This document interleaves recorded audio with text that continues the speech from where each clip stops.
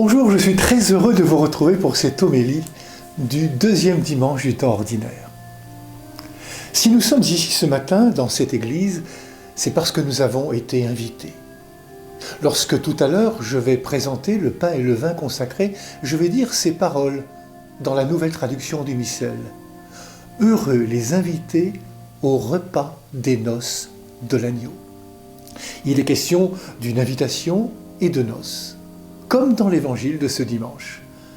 Mariage auquel les disciples, Jésus et Marie, sa mère, sont invités. Alors suivons-les à travers le récit qu'en fait l'évangéliste Jean. Et tout d'abord, réjouissons-nous de voir Jésus au cœur de cette fête humaine.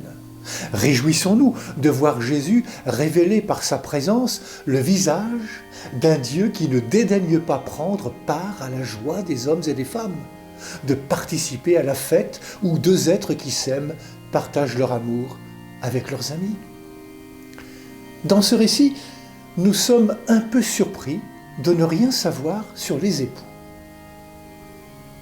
Ce n'est pas sur eux que l'Évangile met l'accent.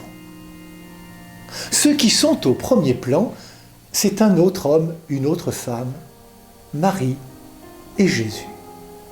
Et c'est Marie qui a l'initiative. Elle remarque qu'il n'y a plus de vin. Tout est alors dans l'Évangile force de symbole. Les noces, le vin, les jarres remplis d'eau. L'évangéliste veut nous mener plus loin. Il faut aller à la conclusion de l'Évangile.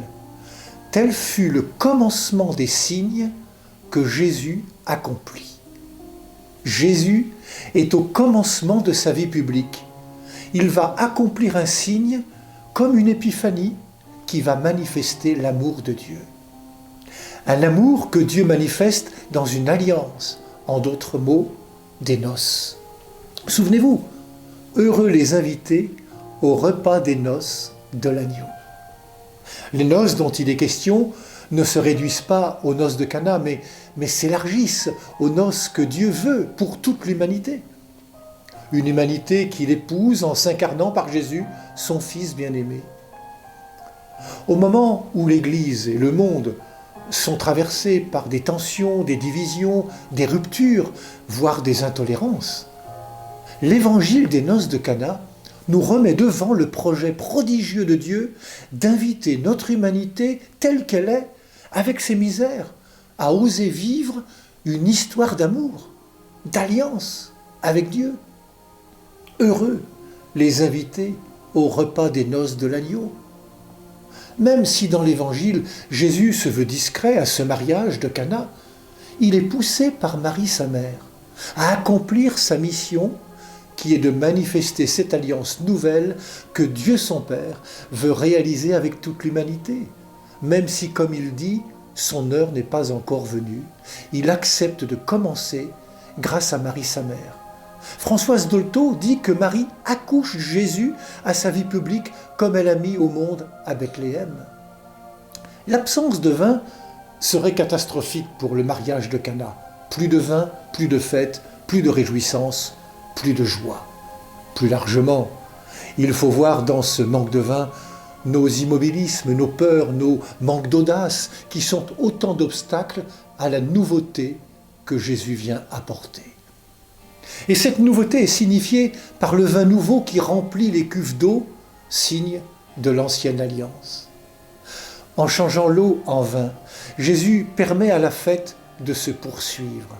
Autrement dit, Jésus affirme que Dieu n'a de cesse de vouloir tisser avec tous un lien d'amour qui transforme la vie. Il n'y a pas de fatalité. Alors interrogeons-nous sur notre communauté ecclésiale. Qu'est-ce que l'Esprit de Jésus insuffle de nouveau?